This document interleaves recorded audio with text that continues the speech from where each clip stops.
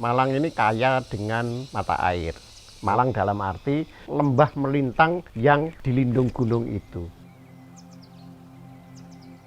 Malang salah satu wilayah yang aliran Sungai Brantasnya sangat baik, kemudian sendang-sendangnya banyak, sehingga di situ tumbuh peradaban.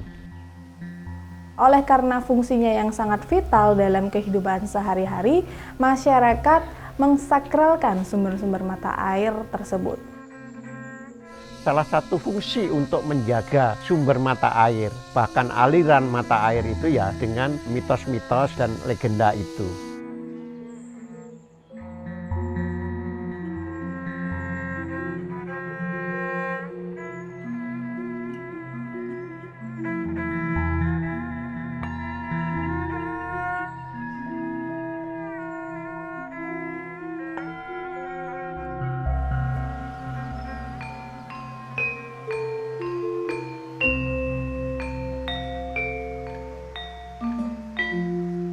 Secara geologis, wilayah Malang Raya berbentuk cekungan yang dalam. Pada masa Pleistosen, terbentuk karena apitan-apitan dari beberapa gunung dan pegunungan. Pegunungan Kapur Kendeng yang terletak di bagian selatan, kompleks Gunung Kawi, Gunung Butak, dan Gunung Kelut di sebelah barat dan juga selatan. Kompleks pegunungan Anjasmoro, Welirang, dan Arjuno di bagian timur laut dan juga utara. Kompleks pegunungan Tengger di bagian sebelah timur. Kombinasi keempat pegunungan ini membuat bagian tengahnya berbentuk cekungan yang sangat dalam. Di tengah cekungan purba itulah wilayah administratif Malang Raya berada dan membuat wilayah ini memiliki banyak sumber mata air dan sungai. Malang Raya terletak pada dataran tinggi. Kita berada tepat di bagian hulu dari daerah aliran Sungai Brantas. Dan tentunya air yang kita peroleh ini asalnya adalah air yang diambil dari dalam tanah, baik melalui sumur ataupun mata air, sumber, dan lain-lainnya. 70% pemakaian air yang dilakukan oleh masyarakat berasal dari air yang dilayani oleh PDAM yang umumnya mengambil dari sumber. Sedangkan 30% lainnya mengandalkan sumur atau kemudian juga mengambil air dari sumber-sumber yang lain.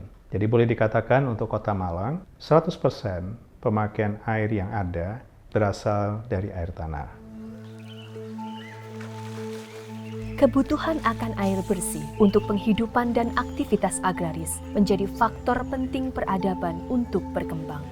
Oleh sebab itu, sendang begitu disakralkan oleh masyarakat dari masa lampau hingga kini. Dari ratusan sendang di Malang Raya, dipilih beberapa sendang yang bisa memberi gambaran hubungan folklor sendang dan ekologisnya.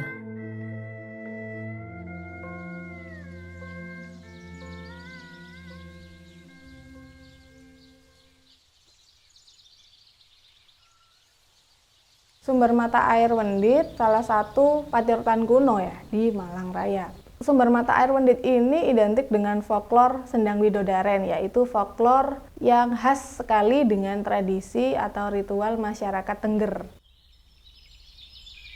Kondisi ekologi di sumber mata air Wendit sangat beragam, banyak sekali pohon-pohon hutan, pohon jati, pohon beringin, pohon kelampok, dan lain sebagainya. Terdapat 3 titik pengambilan sumber mata air yang kita kenal dengan Wendit 1, 2, 3. Masing-masing memiliki debit air yang cukup besar dan diketahui merupakan pasokan sumber mata air terbesar yang diambil untuk wilayah Malang.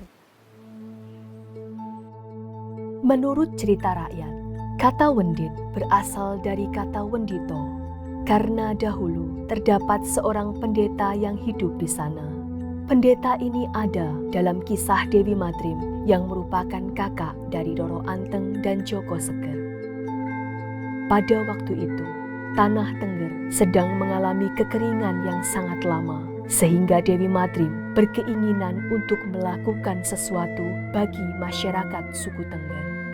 Alhasil, Dewi Madrim bersemedi di Gua Widodaren yang berada di Gunung Bromo untuk meminta hujan kepada Sang Hyang Widi. Akan tetapi, selama bermeditasi, Dewi Madrim terus menangis karena Sang Hyang Widi belum menurunkan hujan. Hingga suatu hari, Sang Hyang Widi meminta Dewi Madrim untuk berhenti menangis dan mencari tetes air matanya yang masuk ke dalam tanah. Dewi Madrim terus mencari tetesan air matanya, meskipun prosesnya sungguh menguras emosi, perasaan, dan pikiran. Setelah beberapa bulan kemudian, ia menemukan rembesan tetesan air matanya. Tetesan air mata tersebut menjadi sumber mata air Gua Widodaren di lereng Bromo. Sumber mata air Gua Widodaren ini diyakini tidak pernah kering. Disinilah masyarakat menggelar upacara setiap tahunnya. Masyarakat Tengger percaya sumber mata air yang juga disebut sebagai sumber Gimbal dan Mbah Kabul ini berasal dari sumber resapan yang sama dengan Gua Widodaren di Bromo.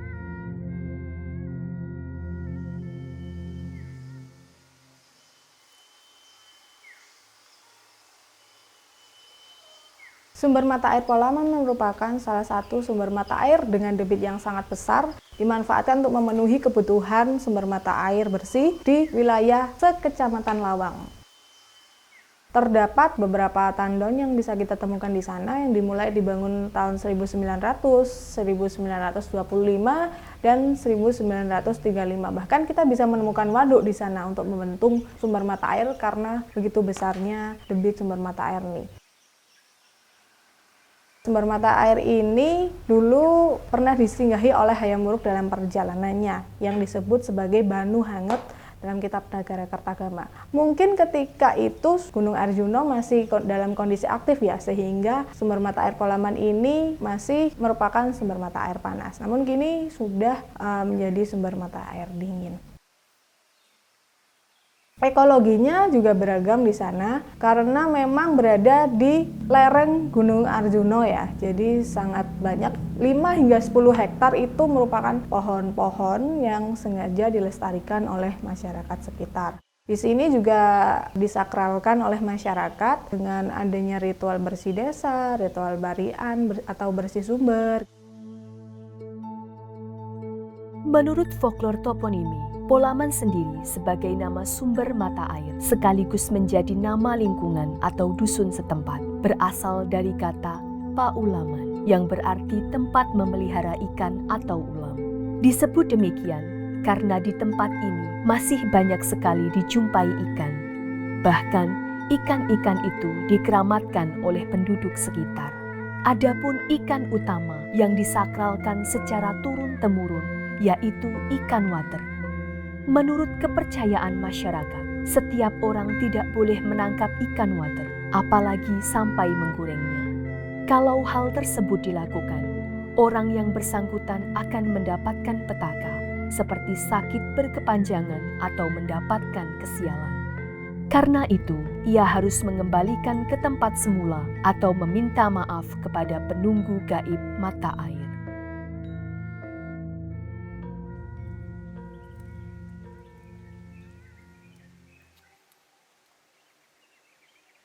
Sumber mata air Songgoriti merupakan sumber mata air yang terletak di lingkungan Songgoriti, Kelurahan Songgokerto, Kecamatan Batu.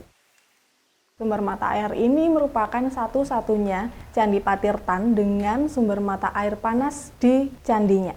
Terdapat 3 sumber mata air yang ada di wilayah Candi Songgoriti ini, yakni sumber mata air panas yang mengandung belerang, kemudian sumber mata air dingin, dan sumber mata air hangat yang berada di sumuran candi.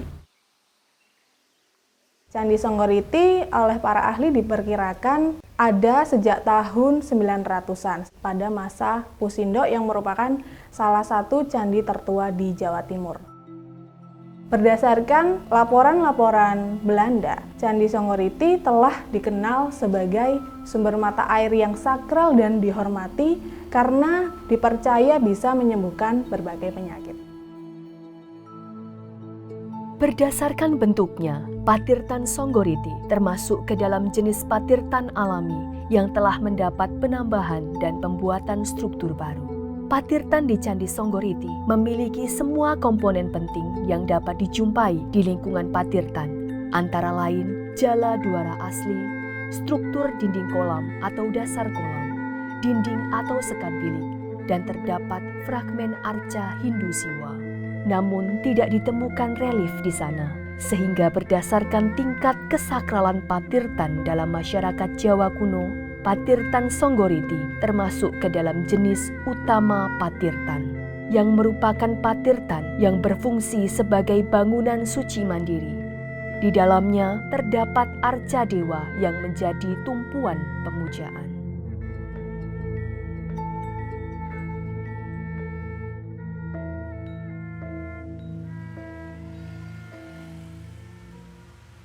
Sumber mata air Bejisari merupakan sumber mata air yang terletak di tengah kota Malang yang hingga kini masih terkenal kesakralannya.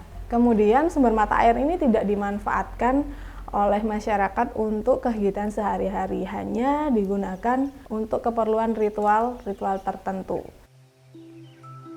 Pohon-pohon atau ekologi yang ada di sumber mata air Bejisari ini memiliki keunikan, yakni masing-masing memiliki pasangan.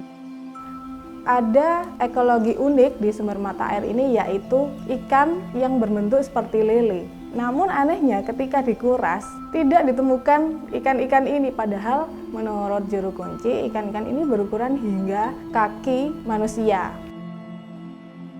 Banyak sekali larangan-larangan. Konon larangan-larangan tersebut jika dilanggar akan mendapatkan kesialan, dihantui oleh para danyang-danyang di sana hingga mengalami kematian.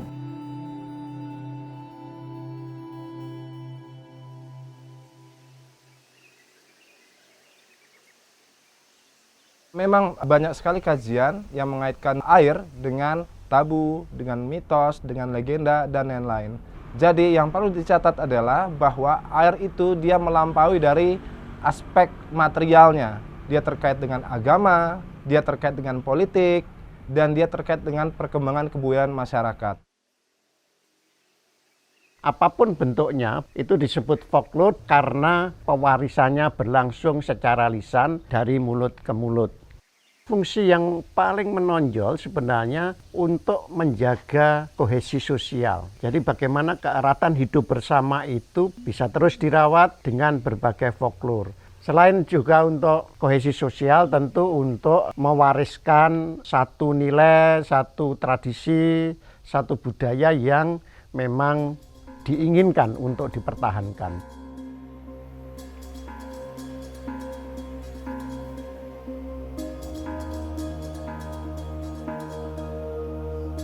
Kalau kita bicara mata air, ya kita juga membicarakan tentang perubahan yang terjadi. 50 tahun yang lampau, sebagian besar mata air yang ada di Kota Malang masih dapat dipergunakan secara langsung oleh masyarakat. Tetapi kalau kita perhatikan bahwa sebagian besar mata air yang hari ini masih ada secara fisik, debit ataupun kualitas airnya tentunya sudah tidak terlalu mendukung untuk dipergunakan secara langsung oleh masyarakat. Kota Malang punya beberapa mata air yang berada di tepian sungai-sungai utama. Tetapi kalau kita lihat dalam perjalanan, banyak di antara mata air tadi kan sudah tidak bisa dimanfaatkan oleh masyarakat. Karena tercemar misalnya oleh limbah rumah tangga, resapan dari limbah sekitar yang masuk ke dalam tanah, kemudian menjadi bagian dari air yang mengalir di dalam tanah dan keluar akhirnya di mata air tersebut. Jadi secara umum Malang Raya ini tentu perubahan tata guna lahan, kemudian juga berbagai persoalan yang terkait dengan pencemaran lingkungan, perubahan tutupan, baik itu vegetasi, aktivitas manusia, itu memberikan kontribusi atau memberikan sumbangsih sehingga akhirnya mata air yang ada itu kemudian menurun, baik dari segi kapasitas ataupun kemampuan pemanfaatannya. Terdapat ancaman-ancaman akan kematian sumber mata air. Salah satu yang kami temukan ada di sekitar Bandulan, Pisang Candi, dan di Desa Kalisongo, yaitu yang di Bandulan adalah sumber alur.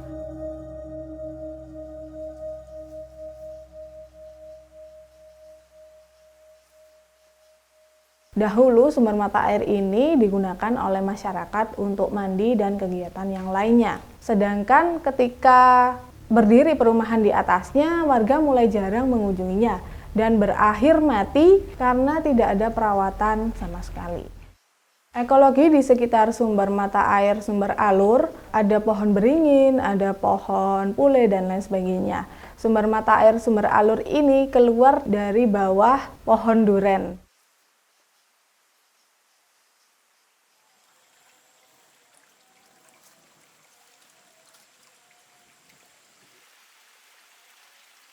Kemudian di sumber Sare, banyak sekali sebenarnya ekologi sama seperti sumber-sumber lain, yaitu pohon-pohon hutan ya. Namun yang tersisa beberapa waktu lalu adalah pohon beringin yang berada di atas sumber mata air. Yang kini kondisinya sudah tidak ada karena tumbang, mungkin sudah terlalu tua ya.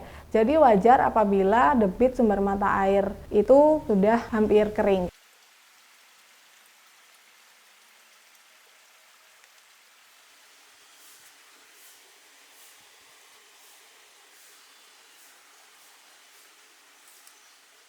Sumber mata air di Kali Songo, ekologi yang ada di sana berbagai jenis bambu yang dulu sempat hampir dimanfaatkan oleh suatu pihak untuk dibangun perumahan, namun tidak jadi karena sebelum dibangun beliau sakit. Jadi ekologi bambu masih dapat kita temui di sana.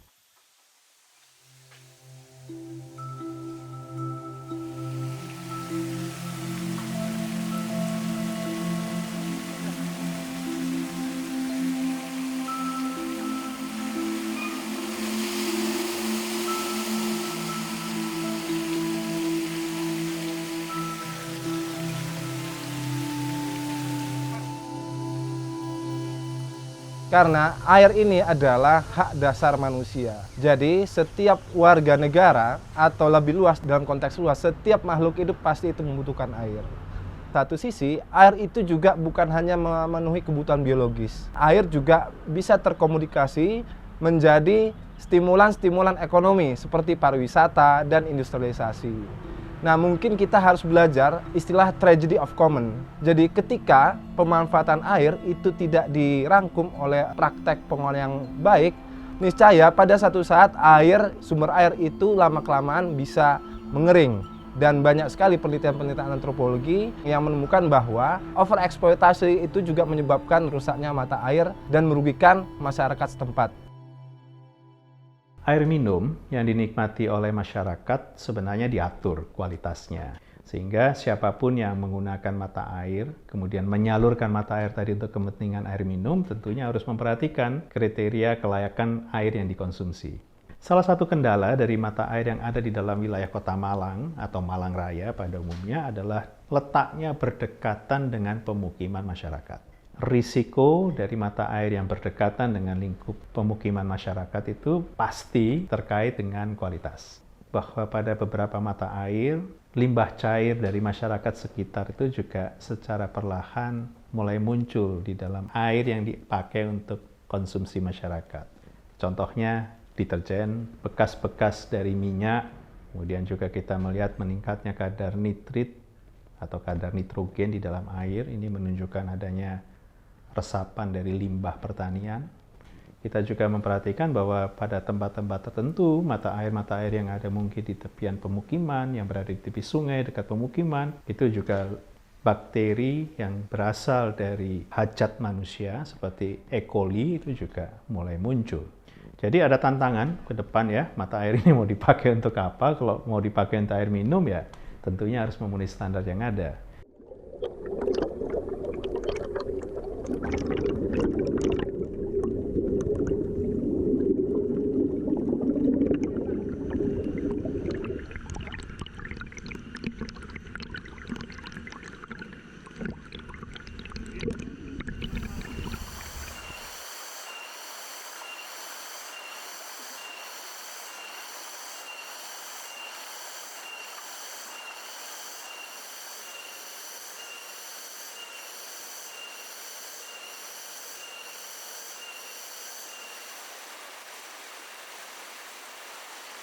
Sungai Metro identik dengan kisah Amarta yang merupakan asal-usul nama Metro. Dari Amarta menjadi Merto dan akhirnya menjadi Metro. Sungai Metro ini memiliki banyak sekali sumber mata air di sekitar alirannya. Salah satu aliran yang ada di hulu Sungai Metro ini adalah sumber mata air Telogosari yang berada di Desa Selorejo, Kabupaten Malang. Uniknya di sekitar sumber mata air ini terdapat komunitas yang melakukan konservasi sumber mata air. Mereka memiliki kesadaran keberadaan sumber mata air di sekitar Sungai Mitro, juga mendapat pengaruh dari kelestarian ekologi di sekitar Gunung Kawi, sehingga mereka membentuk komunitas yang disebut Landa.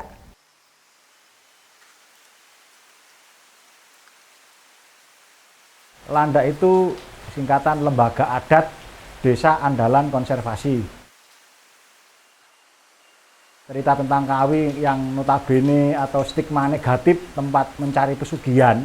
Dari situ kita mencoba mengulik apakah tidak ada sesuatu yang lebih selain itu. Kita cari data-data lagi, kita temukan bahwa Kawi itu adalah tandon airnya Brantas yang utama. Bagi Silorejo sebagai desa kawasan penyangga Hulu Metro, kesadaran masyarakat itu kita pantik, kita ulik lagi tentang memori-memori dulu bagaimana keadaan sungai-sungai di sana. Akhirnya masyarakat sebagian tokoh-tokoh yang tua-tua itu bercerita, oh iya dulu itu waktu saya kecil, kalau sungai kecil di belakang rumah itu buat, kalau bahasa orang sana itu kinyut-kinyutan. Itu sekitar 10, 20 sampai 30 tahun yang lalu. Nah, kondisi sekarang kalau kemarau Mas, ya mohon maaf ini bahasa kasarnya orang sana, tae ora kinyut itu. Jadi kotoran aja ndak hanyut itu. Apakah kira-kira 35 tahun lagi bagaimana kondisinya?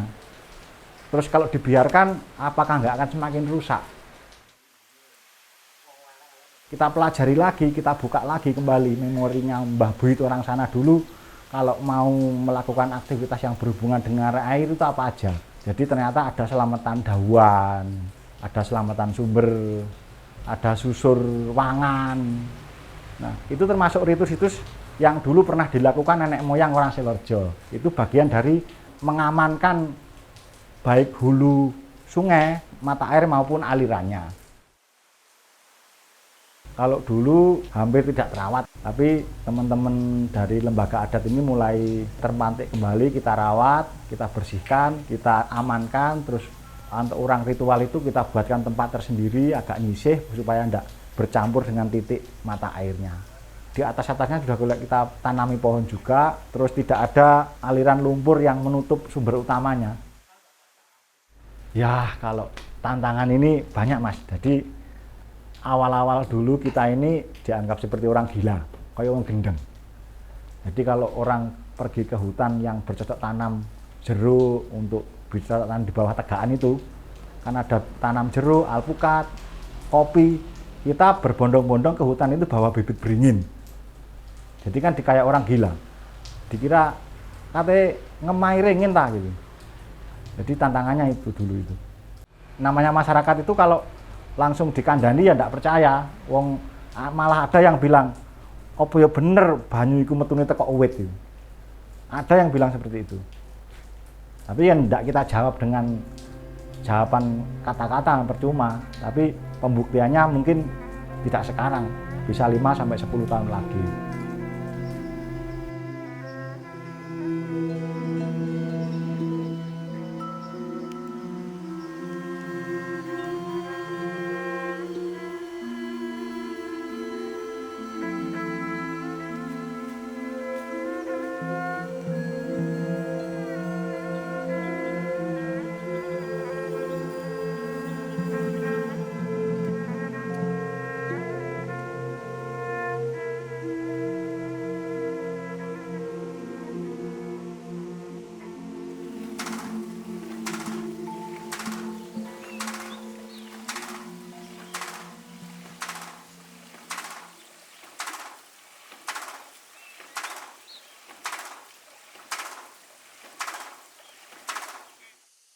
Beberapa sumber mata air ini memiliki beberapa perbedaan ya. Yang pertama adalah dari segi pemanfaatan.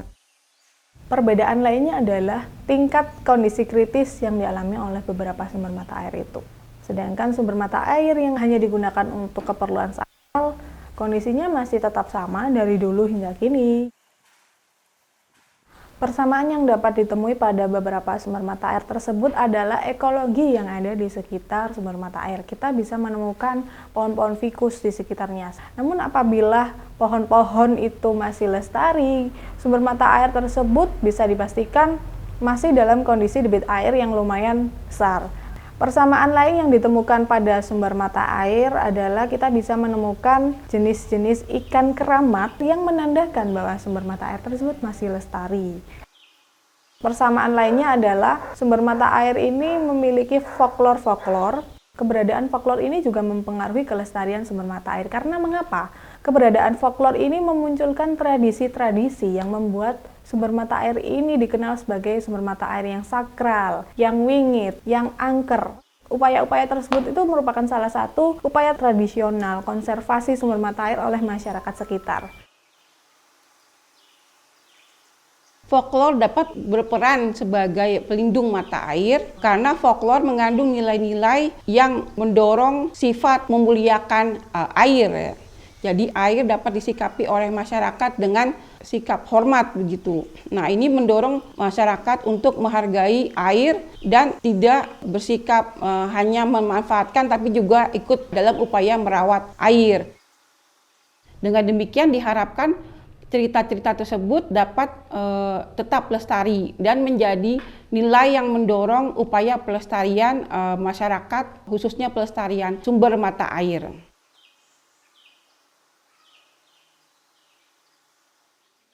Apakah kita dapat menjustifikasi ketika ada folklor di satu tempat, tapi di sisi lain sumber airnya itu tidak lestari? Apakah folklor yang salah? Saya pikir kita tidak bisa melihat sesederhana itu. Karena ketika kita berbicara sumber daya air, itu dia melibatkan berbagai macam kepentingan. Ada kepentingan pariwisata, ada kepentingan industri, atau kepentingan PAD daerah, dan lain-lain.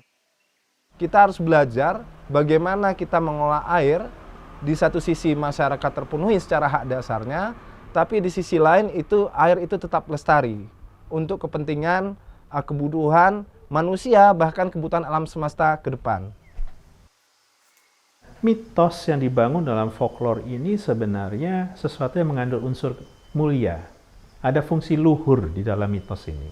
Mitologisasi yang dibangun dari folklor itu sebenarnya merupakan cara yang dianut oleh nenek moyang kita untuk menciptakan satu buffer secara kultur melindungi mata air tadi.